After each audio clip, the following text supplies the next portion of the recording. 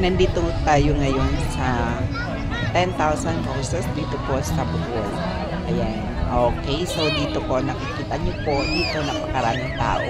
Mas maganda kasi dito puntahan kapag gabi. Kasi yung 10,000 roses na ito ay may mga ilaw. So maganda siya pagmasdan. O ayan na po, nakita niyo na po yan. Kita ko sa inyo kung gaano kaganda itong 10,000 roses dito sa Cebu City. Ayan, di ba? Ganda-ganda. White. Diba?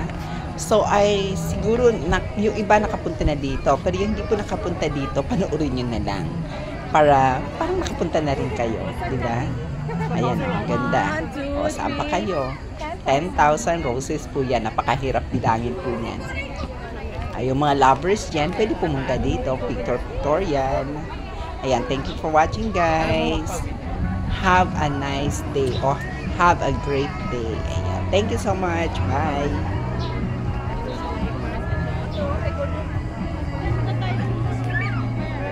Mamaya babalik ako.